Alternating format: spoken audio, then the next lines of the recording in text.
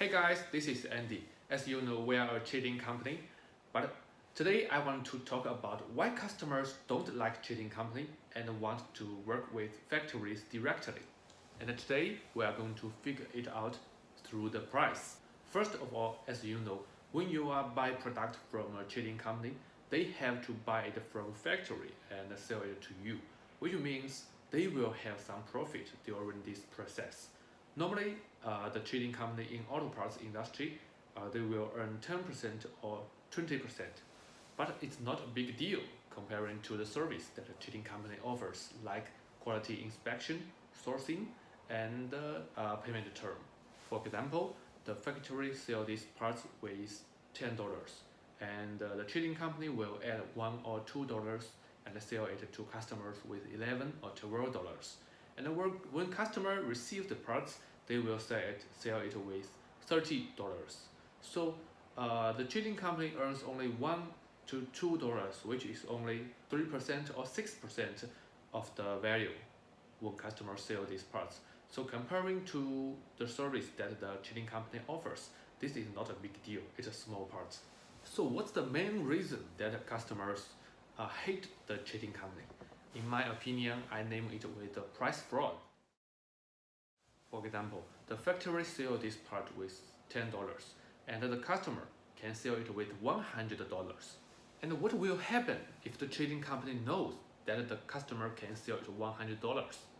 Yes, they will sell it with $40 or $50 instead of $11 or $12. Because with $40 or $50 for the customer can still earn money.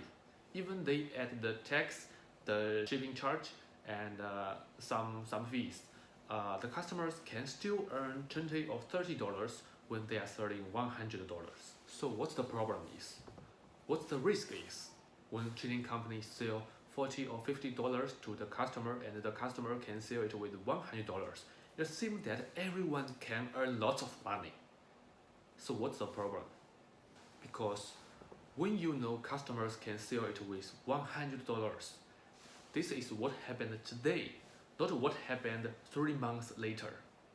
Because when customers order this part today with $40 or $50, the factory have to take 1 month to manufacture and take 1 to 2 months to ship the goods to the customer. So when customers start selling these parts, it will be 2 or 3 months later. And no one knows what will happen during these 2 to 3 months. So what if another importer who get this product with $20 and sell it with $50, which means our customer's cost is same as the market price, and our customer will meet a great loss. So this is not just about how much that trading company earns. It's more about risk. So when trading company doing business like this, the importer is not just earn less, like 3% or 6%. They are going to take a loss. They are going to lose money, which will make them bankrupt. So this is why many importers don't like trading company. However, many factories are doing business like this as well, because with the development of e-commerce and the internet, it's very easy for the factories and the trading company to know the price that the importer sells. When factories set price, they will not just add a little profit to the cost like what they are doing before. They will set the price according to the market price. For example, the manufacturing cost for this product is $5 and the market price for this product is $50, and they will set the price with $25 because with this price, the customers can still earn a little profit. They are willing to sell these parts and they can earn most of the profit. However, according to my opinion, the factory invests lots of money in the labor, in the equipment, in the development. So I think they deserve high profit. They can earn high profit, yes, it's real. And the customers, they also invest a lot of money in the stock, in the warehouse, in the marketing.